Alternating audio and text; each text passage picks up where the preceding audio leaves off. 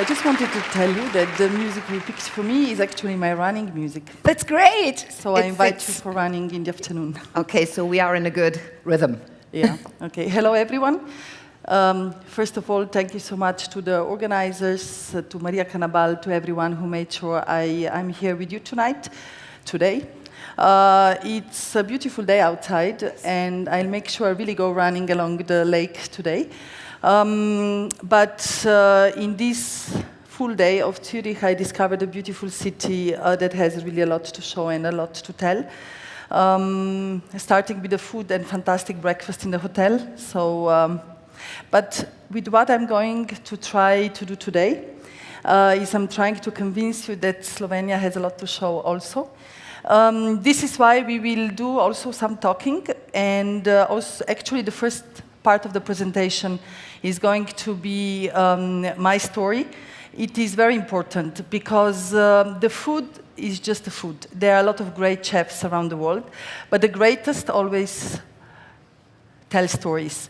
And telling stories, it's not a theater in front of the client, but it actually is a story of the territory, of traditions, of the ingredients, and especially a lot of knowledge about that. I'll speak about that a little bit later. Yes.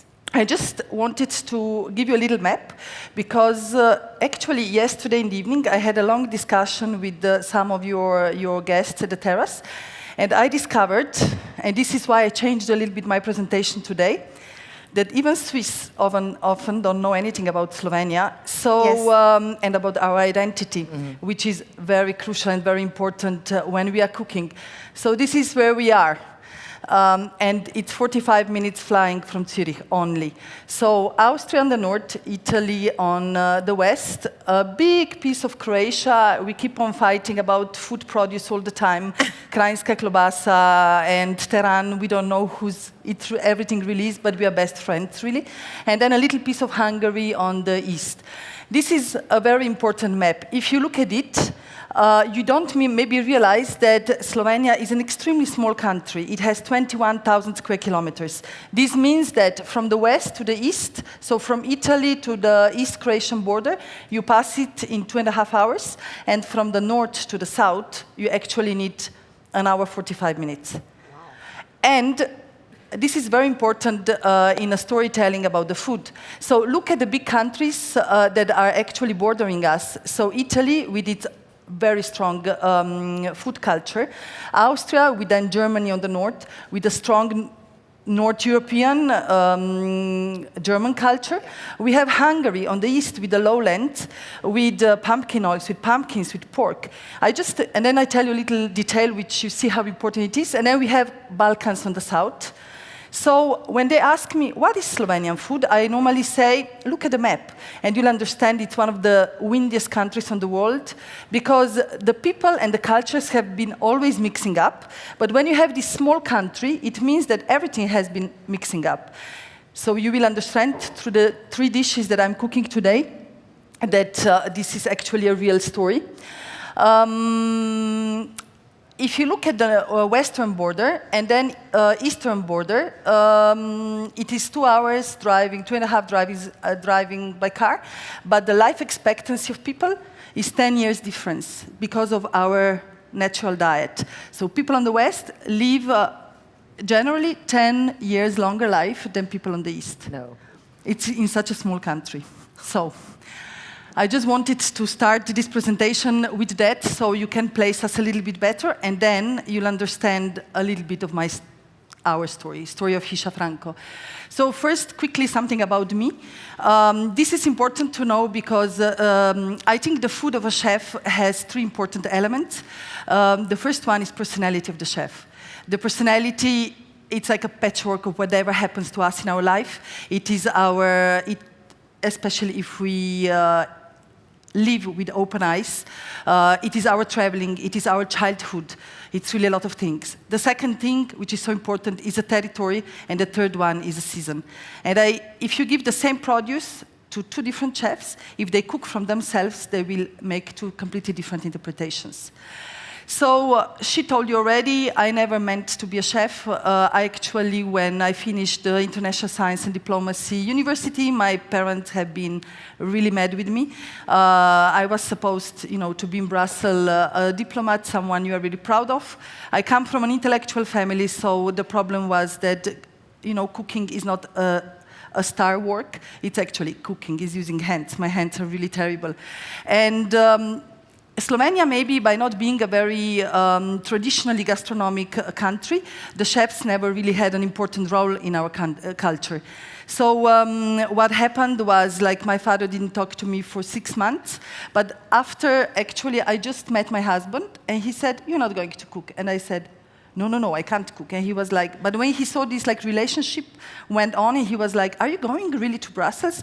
And I was lying to him. I said, "Yes, I keep on calling and asking for a job." And he was like, so my grandmother needed to interact and make peace between the two of us.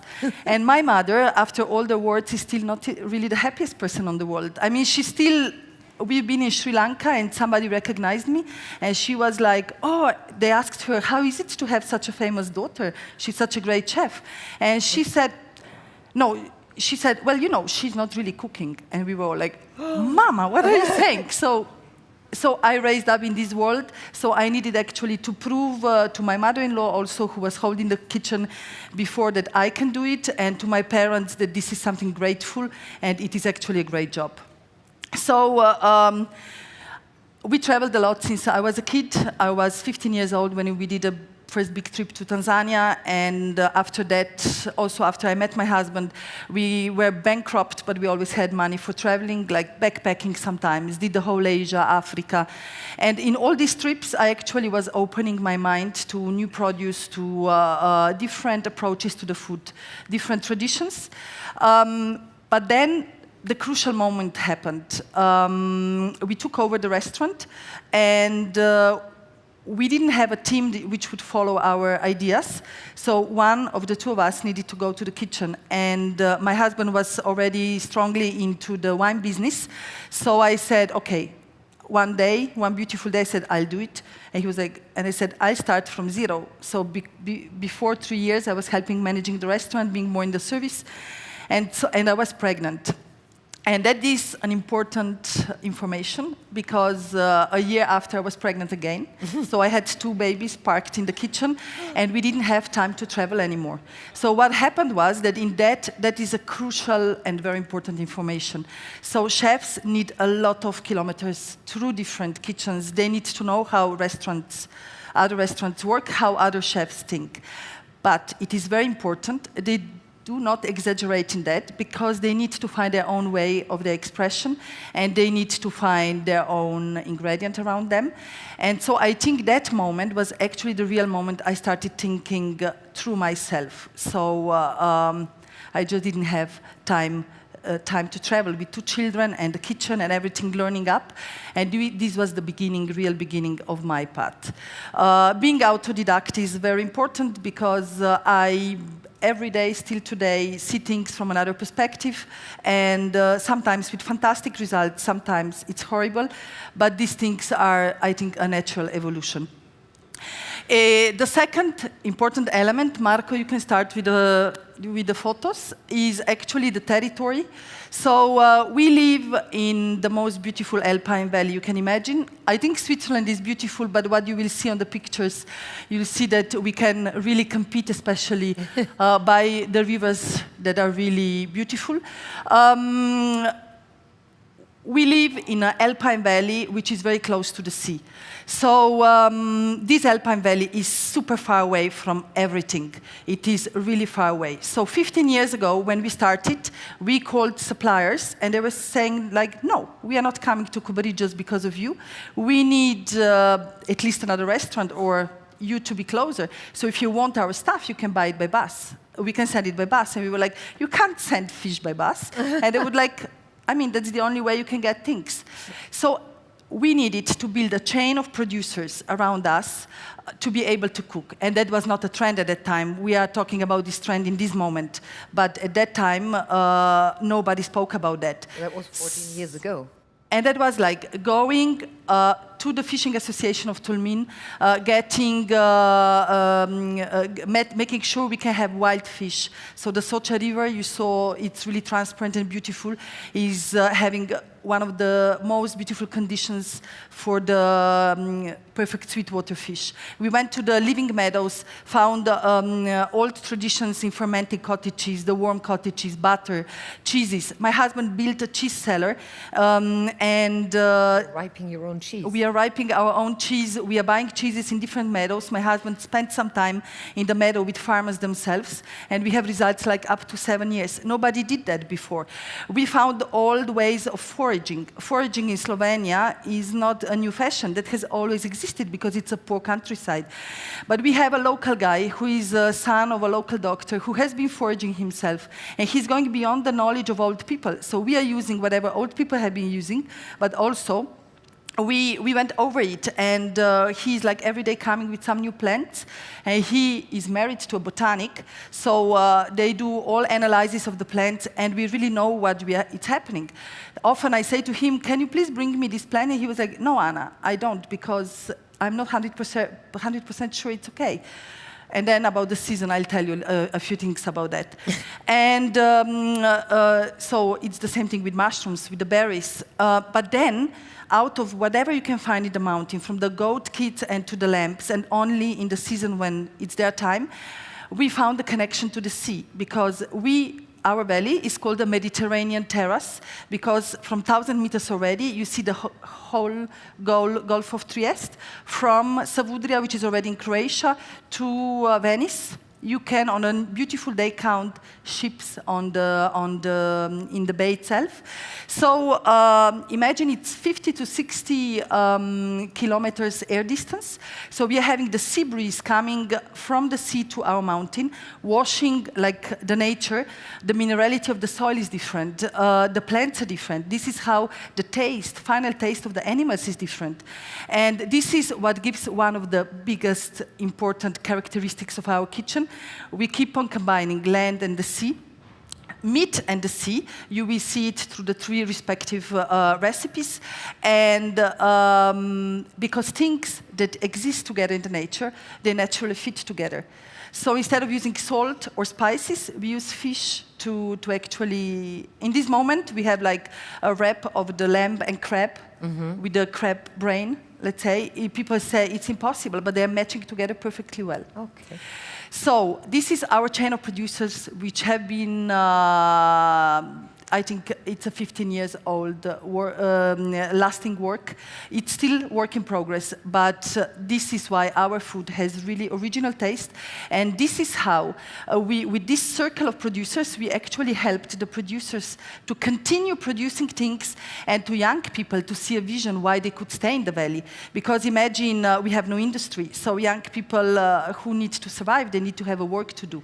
So the farmer who had 2 goat kids now can have 20, because 18 is Hiša Franko who takes them. We are giving him the economical support, and we are giving like young people a vision what they can do if they want to stay. But at the same time, we have a produce that never traveled and have a complete kilometer zero approach. Means that, you know, already the airplane is probably changing a lot the quality of the produce that are coming to us. Transport.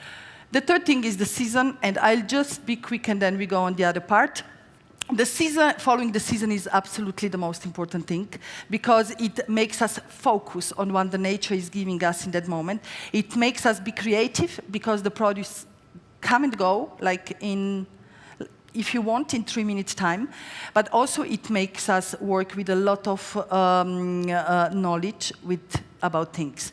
The forest and the meadow is edible in 90%. But nobody knows that the plants are okay in the first 10 days of their life. And today, when the foraging is so trendy, there are so many mistakes happening. People don't know what they are using. Most of plants are toxic, so most of plants need a very limited use. Let's say oxalis, everybody loves oxalis. I had ice creams of oxalis. We should eat 5 leaves of oxalis per day. That's a maximum. Old people knew it. My mother-in-law, she's now 75, she was living in the mountains, and she said to me, when children, we've been playing in the forest, when we were thirsty, we were eating oxalis, but she said to me only 5 per day. And how can you make a sorbet out of oxalis if only 5 per day is a limited use? So what is happening in the trends of the kitchen today is that chefs are not taking the responsibility in cooking. They are just given things, and they just see what the Scandinavian cuisine is doing. But even there are a lot of mistakes. So the pits of the peaches, apricots, I had in Scandinavia a whole puree made of it, but it is super toxic. It has a lot of cyanide inside. So whoever is a chef, I mean, we follow the season, but we respect the nature, and the nature can also be dangerous if you don't know enough of it. Yes, sure. Okay. The 3 dishes we are preparing, I'm alone. As you see, I think on the stage I can handle without any troubles being alone. I have otherwise a nice assistant.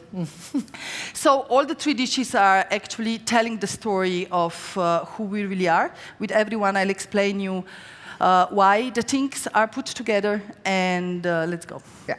Okay. I'm having my timing. Okay. So I normally speak too much, so I brought a timer, so I'm there not is running another out one of, over there too. out of time or Yes. however. So the first dish is a grayling. A grayling, do you know grayling in Switzerland? Grain? Grayling. Graylick? Grayling. Grayling. It's a sweetwater fish that I marinated it here, but I don't know if you can see. Okay. It has a beautiful silver skin. It is a fish that needs very cold waters, a lot of oxygen, and of course very clean waters. It has something really very particular. So it is like a sea fish. It has a lot of scales. You really need to clean it very well. But after 2 hours, when you get it out of the water, you can't work it anymore. It starts falling apart. It's such a delicate fish that 2 hours from the fishing point, it's unusable. So if you try to fillet it, it goes like into puree. That's one particular thing. And the other one is that we only get it from the Fishing Association of Tulmin. It's a protected fish. They are doing actually a great scientific work. And we are combining the grayling with a plant, a wild plant, which can be also toxic, which is called Hermelica. Hermelica is Sedanum maximum. That's the Latin name. We couldn't find it, not even in English.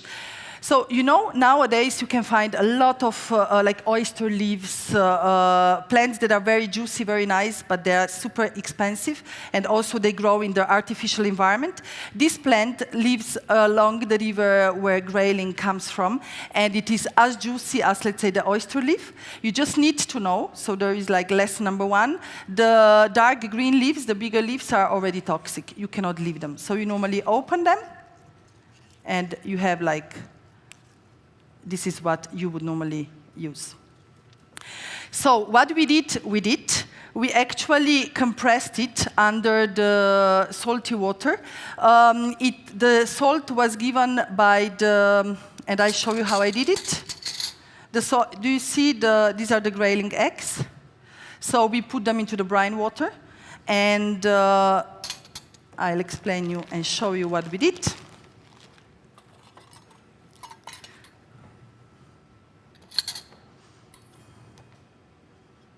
So no waste approach is actually great, because it's whatever is around you, you can always use it. So we press the juices out. So it is salty because they were marinated in the brine water. So more or less just to show you how we did it. We then freeze it and let it, we don't have time to do it. So we freeze it in the block, and then we let it filter through a towel during the night. So we have a very clean, we have a very clean liquid, as you see. And so we compress the leaves of Hermelica, of the Sedamo maximum, 3 times inside. So all the liquid of the grayling eggs actually is absorbed in the in the leaves. Do you see the difference between this leaf? And I'll open now for this one. It's a lot of techniques that require a lot of time. So this is why I'm often explaining things or just showing them. Do you see the difference? So this is almost transparent because it absorbed all the liquid. It's called like, and this one. Yes. You see? Yes, sure. So this one is a little bit like, it's also a big one. It's a little bit like chewy. This one has a beautiful consistency, so you can do whatever you want with it. And it has a nice grayling eggs taste. Okay. The grayling itself, we marinated it with salt that we mixed with dried beets. So we dry beets, normally the recuts of the beets, because the beautiful parts, we need them to pickle them. So we dry in the dehydrator the beets on around 60 degrees. We don't go higher because we don't want the color to be changed. You see how beautifully... Yeah. Very beautiful. Yeah, but since the fish is very delicate, we leave it under the same percentage of sugar and beetroot salt only for around 20 minutes. And you have to go in the fridge. You can't, like bigger trouts or salmons are normally left outside on the air, on the open air, so it is actually quicker. But we go in the fridge because we don't want to lose the consistency of the fish. So this is another element. And then here we have these beautiful bits that we marinated in persimmon vinegar. So we are a Mediterranean country as well, and we have a lot of kaki, a lot of persimmons. And our culture doesn't know the persimmon vinegar. And this is, you remember when I told you our personality is a patchwork of our experiences? Mm-hmm. So I travel a lot to Japan. And in Japan, persimmon vinegar is one of the greatest things. So we were thinking, why wouldn't we try to do persimmon vinegar around November 1st? We have so many persimmons.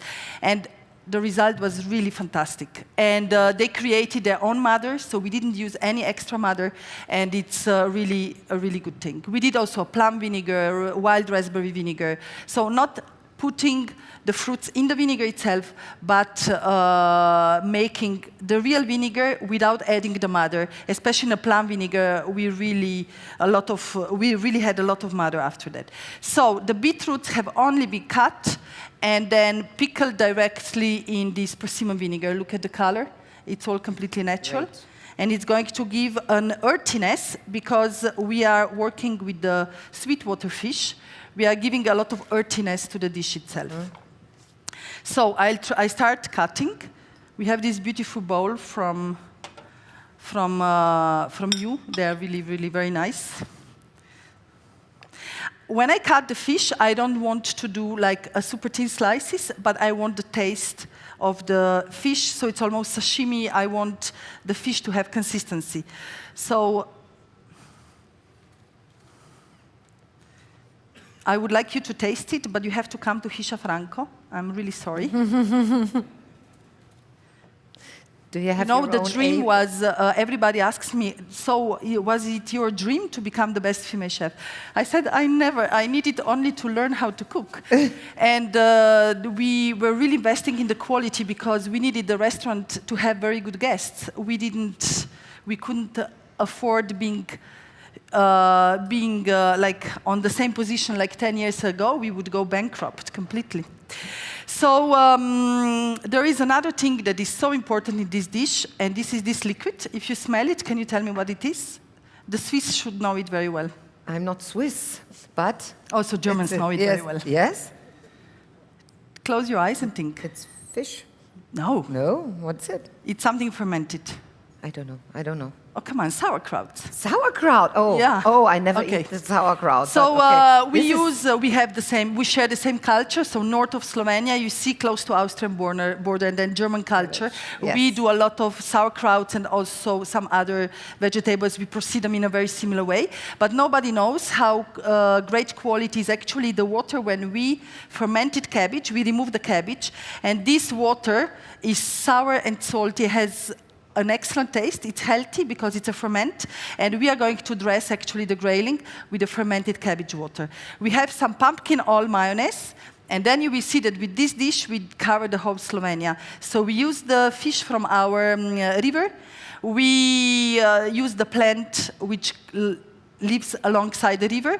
The beetroots are growing on the east of Slovenia, but also in our land, and they give the earthiness. We have the pumpkin oil, which comes from the east, and the fermented cabbage water, which comes from the north. And this is one of the, it looks simple. It's a lot of preparation on the back, but it's probably one of the most beautiful dishes we ever did. Some people sometimes ask me, so don't you use any modern techniques? And I say, what is a modern technique? We ferment a lot. We do all fish sauces alone. We are learning every single day. We do vinegars. What is a technique for you? So too much transformation in the food means we actually, I shake a little. It's too many people around. So transforming the food too much, by my opinion, makes us go really far away from the original tastes. Yes.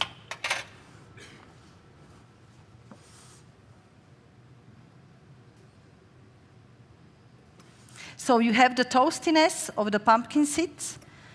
It's almost umami. Umami is very important. We have the beautiful consistency of the fish, which is almost, it's fishy, but it's a sweetwater fish. We have the earthiness of the,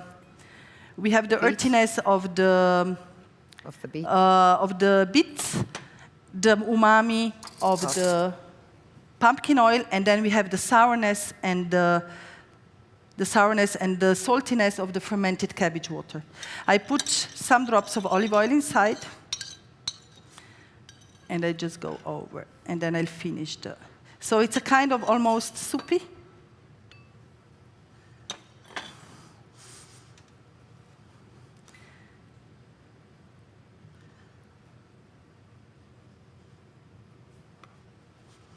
Sorry. Why it's such a silence?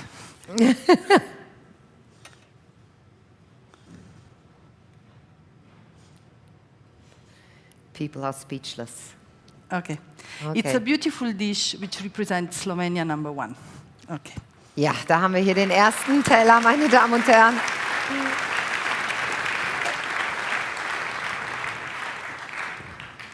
So, imagine you go through this broth, which is, you know that you know it, but you don't really know it. And it's something really, really particular. So don't throw away when you ferment your sauerkraut, don't throw away anything. Everything is edible and super healthy. This should be the message. Okay, the second dish. Let me see the timing. We are going to be great. The second dish, do you remember the cows in the mountain? Yes. We work with the community of farmers from Tolmin, so it's 15 kilometers south from here. And so they are milk cows. You know, there is a difference, milk cow and the meat cow. Yes. So the problem was, whenever we started buying the meat from, so the cow meat and the veal meat from the local producers, whatever we did it, we dried aged it, we marinated it, whatever, the meat was tough. Super tasty, so my husband ordered Fiorentina T-bone steaks for him, and he was chewing, and I was he said, such a good taste, but my teeth. So it was whatever you take, it's not working. So there are other parts of the beef that are super parts, which are always tender. And since these cows are outside 12 months per year, 11 months per year, there is no industry around, so the grass they eat is super good. They go in the mountains in the summer, come back then in autumn and stay outside until December. All the parts are super good and super quality. So, you didn't ask me about, is there a feminine cuisine or not? I ask you later. Okay. But we can talk about it now. No. We can talk about it. No, is there a feminine cuisine? So, no. No. No, Yeah. You know why? Because people read our menu, and in this moment, so we are talking about a beef tongue. So I brought you our beef tongue, and it's the favorite food of my children. But when people read our menu, so we have tripes on the menu, and we have beef tongue on the menu, and there are some other things they're like, Jesus, we are more classical eaters, we don't know if we like it. And then at the end of the meal, they say, our favorite dish was the beef tongue and the tripes. Okay. So it's the two dishes that are following now, which are talking about... Are these working? This should be. So, so you remember when I told you we are Mediterranean terrace, and we are having like the big influence from the sea. So this beef tongue is dressed up by the sea.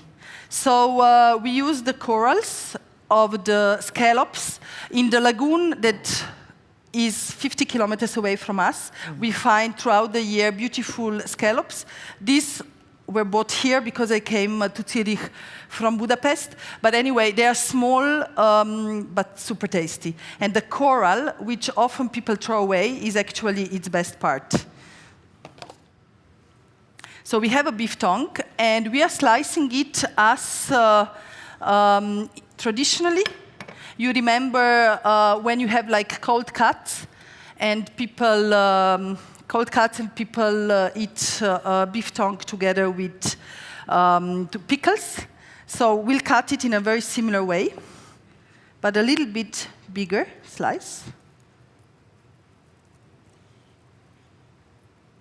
And we are heating it in its cooking water, so very naturally. And this beef tongue has actually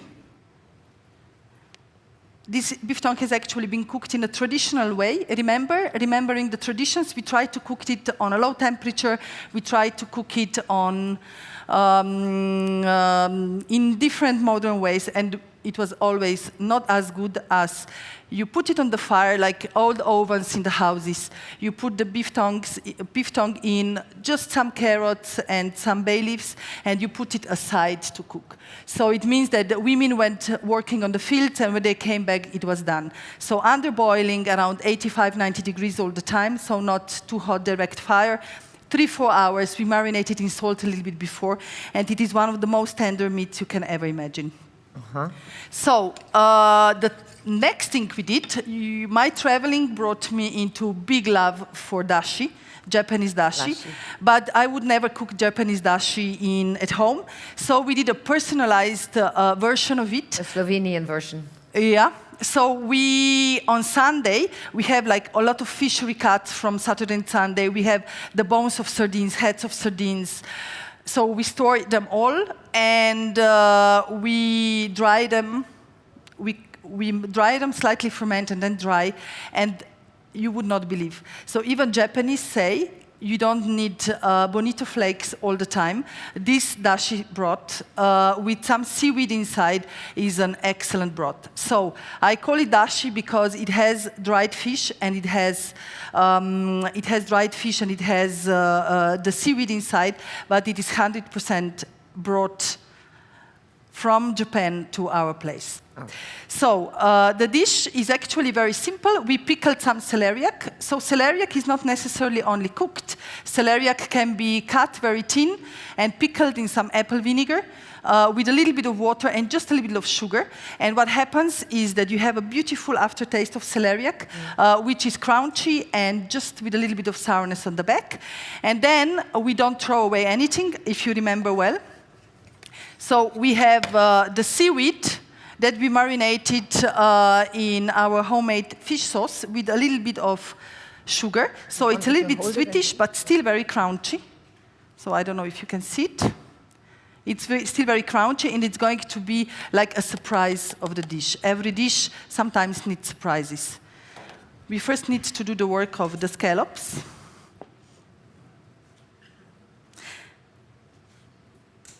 If the scallops are not nice to cut, at home we would normally transform them into a kind of cream based on homemade mayonnaise. But here they are so juicy and so rich that we don't need to do that.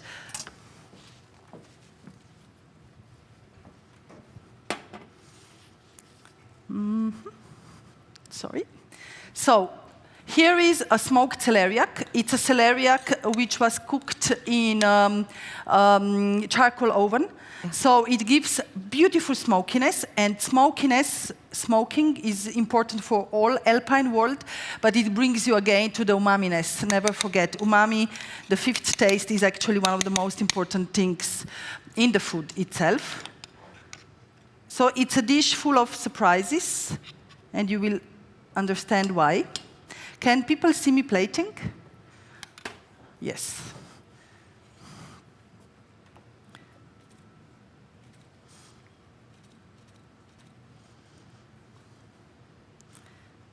If you want to ask me something, I can talk and work. Oh yes, this is good. This is good. So tell us if... I'm not salting it because our broth is super salty already. Because when you dry sardines, try to dry sardines. The guests who are in the house on Monday and Tuesday when we are doing them, they're like, oh, what is so stinking in the house? Okay. Like, we are sorry, you can't get rid of the taste. But it's really concentrated. And where are you drying the sardines? Sorry? Where are you drying the sardines? In the kitchen, of course. In the kitchen? I mean, believe me, you wouldn't like to have it at home. It's normally in Asia, people would use, the streets. If you go to Vietnam, to all poorer countries, when you travel along on the road, along the seaside, you always have like shits and a lot of fish which is drying. But we don't have so much sun. We have even more rain than Switzerland probably. So we need to find another solution for it. So here is the beef tongue, which is so tender, I will show you then, that you can actually eat it with a spoon. I'm hiding the cream because I don't want it to be seen. And I will also explain you why. It's a surprise. Everything is a surprise here. But also because I want the dashi soup to remain super clean. Because we have the pickled celeriac, which I put here.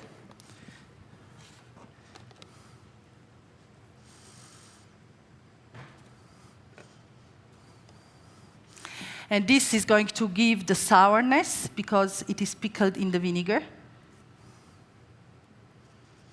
You don't have to take it before from the water because it may get super dry.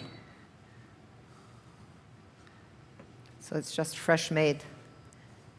Dries Dries quickly? Sorry? This dries quickly? I didn't understand. No, if this dries quickly, if you put it out of the water. It can dry, yes, yes, but we don't want it to dry. Yes, we want it to remain super juicy and nice.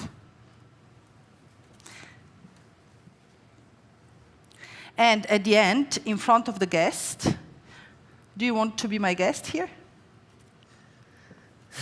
So you don't actually see anything. You just go in and you have to eat this one with a surprise. Normally it's a little bit more crunchy, so you can play a little bit more on. So beautiful. So in the front of the guest, there is nothing green inside. You see? Yes, I see. We don't always need greens.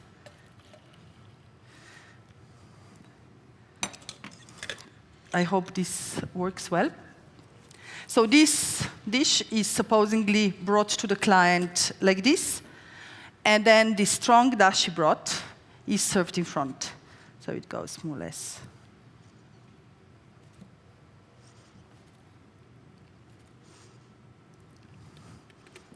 So you have a beef tongue, which is a part of the animal that eats from the land that is washed by the sea, and it is actually dressed by the sea. Yes. And my children are of the opinion that this is one of the most tricky beef tongue dishes. Voilà. Voilà. Das zweite Gericht.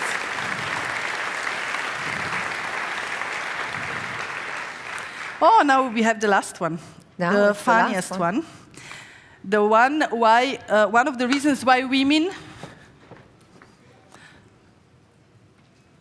sorry, when you're alone, you need to do this also. Just tell me, I help you. Don't worry. So we have the tripes.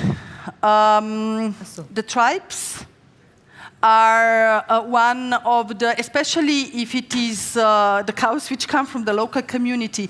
And for the farmers, it doesn't matter if they smell of the stall, because the tripes can really have this side effect. When we cook them, Alex, the Italian boy who cooks with us, said to me, Anna, every single morning I'm smelling these tripes, and it like makes my stomach blow away. But at the same time, no, it's okay. You can leave it there. So we just bring this back. So we are back in. But at the same time, it is in this moment the most favorite dish of most of the clients. And you will now understand why. Unfortunately, again, you can't taste it. It will stay for the Kobarid or the Hiša Franko. So I brought these tripes from home. We actually just clean them and cook them very quickly. So they still have a consistency. So you see, they still like hold. And at the same time, we do a jus out of the wild ducks.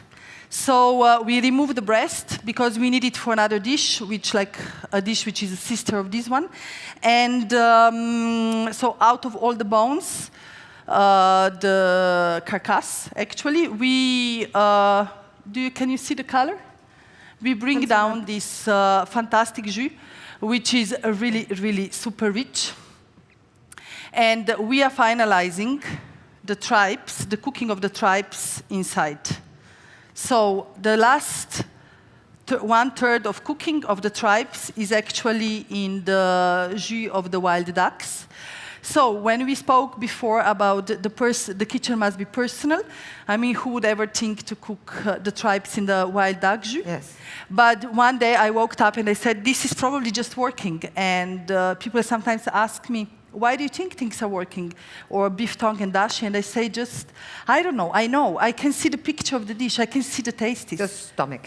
No, it's the head. So cooking starts here, and then it goes through hands, and it finishes here. Okay. But everything is connected.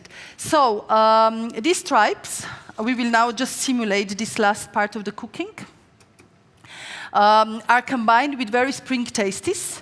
So we have the morels. These morels were found in Switzerland, supposedly. The morels are actually one of the mushrooms that are the first ones. They normally grow in the end of March through April to the first part of May. But it really depends on rain and on the dry season. The truth is, if it is too dry, you touch them, they're transformed into powder. Yes. And if it's wet, they're just like you can't work them. The other thing is that in France, the morels are paid like 50 euros per kilo. I pay the forager the exact money as for everything else that he forages for me. So it's not a super luxury product, it's just a product of the moment. And this is the beauty of the countryside. We have the things, when we have the things, when we don't have them, it's over. But we never go into extreme of, let's say, overpaying anything. We use for this dish the nettles. I brought my nettles. They are still pinchy. But anyway, the nettles, not only we can make like the substitute of the spinach, we can actually do whatever we want with it. So in this case, we slightly fried the leaves. I did it before, so you see, they are super crunchy, and by the heat, it must be around 150 degrees. You actually lose the burning. What is burning? The burning parts. Yeah. Yes, and but the color is incredible. Yeah, because do you know that whatever is green, if you want to keep the green, you don't fry it on a too high temperature. So if you see that the oil goes wild, you need to cool it down so you can keep this beautiful green flower. It's really crunchy. But this one traveled to Budapest and then to Zurich. If it was picked at the moment, it was even nicer color. Yes. So when I was a kid, on Thursdays at school, they always cooked tripes for us. and it was the worst day for all kids of the school because they were really badly worked. But traditionally, we always put cheese on them, but they didn't do it on school. So we were always going to the kitchen asking the cooks of the school if we please can have some Parmigiano of them so we could eat them. And this is how we topped this recipe with the cheese, but it's a cheese which comes from my husband's cellar. You remember the cheese? Yes, I remember. So he is seasoning the raw milk cheese from 2,000 meters mostly, normally on a controlled temperature and humidity. But with this one, he actually finished the seasoning in the cave. So he takes a 3-month-old cheese, a round shape, and he brings it to the cave where there is a constant temperature and humidity, around 11 degrees. And he leaves it there for 3 to 3.5 months. It depends on a little bit on the forms and so on. Yes, sure. And when you take it out, the cheeses lose the form completely. They're like this, like big bananas. But the taste is just something fantastic.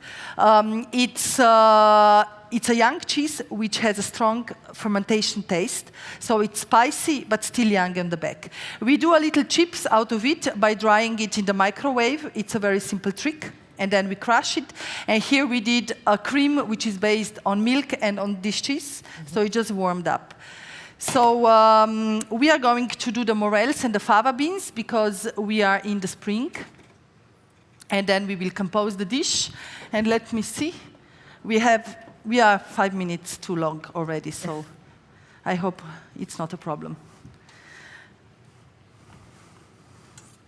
So if you have anything to ask, we have like 3 minutes. I am incredibly impressed because you told me that you're doing a lot of sports, that you're running 1 hour per day. So you have 2 children. You're running 1 hour per day, and you are doing the development of the products. You are doing the research and everything. How can you manage all this? Because we see you cooking and we see all the energy here on stage. So how is that possible? But you know what? I asked myself too, just before I had a phone conversation with my team at home. And my sous chef said, Anna, everybody's so tired. And I said, like, the restaurant is packed every day. And I mean, everybody's super happy about that, but I'm already thinking it's a duck jus. Great. Yeah. Here, show it. You have to see it. But I'm already thinking we have to start reducing a little bit the quantity of the work because I have so much energy, but it's not necessary that everybody else have it. And we need like to run another 10 months. So when I said to you before, you know, the San Pellegrino list and all awards, and people ask me, is it changing your life? Are you happy? Did you reach your goals? I'm like, we are really not thinking about that. We are not cooking for the awards. We are really cooking because we want clients to be happy and to realize ourselves. And this actually brings you to the point that at the moment Netflix last year came out. Yes, the chef table. And we had like the reservation system broke up. We said, okay, we are closing lunch. Yes. And people were like, oh, you were supposed to make money too. And we were like, no, I think we cannot do it. We are closing lunch. So I think we have to think, that's why I'm running, that's why I do yoga. We never have to forget that at the end of the day, we are just human beings and we all need to also have a happy life. So I cannot, say to my children, you know, see you in the next life because I can't have time for you. All chefs should always also realize their personal life. It's so important. I think if you are not happy, you cannot transmit happiness. Exactly. Yes. And the food should be happiness. The food is actually something that should run us really happy. And the happy food, you can see different moments in the restaurant. Sometimes I think you can even see if the chef is tired or maybe he had a fight with his wife. It's really possible. The energies are in the food. So we are using our hands. Yes. So it's usual. So we have these beautiful tripes, which are still a little bit crunchy, which are finished in the wild duck jus. We have the morels, which the season is now finishing or it's finished. But it would just be a pity for you not to see this dish. We have the fava beans, which are going to be a connection between the tribes and the fermented cheese from my husband. You know, fava beans and pecorino and the sheep cheese go super well together. But in this case, we are using another cheese which has pretty similar. Okay, it's enough. So we do a little bit of this cheese crisp, which is going just to make like a little surprise in the mouth. Oh, something green was in this bottle before. We have this cheese, which is giving also the creaminess to the dish itself. And imagine, remember, I told you inside we put the milk and not the cream because I don't want my food to be too heavy. And we are finalizing this with these beautiful chipsies of the nettles, which are super in season. And this is, even for women, the best dish in this moment in Hiša Franko, in the spring menu. The best dish in Hiša Franko, meine Damen und Herren.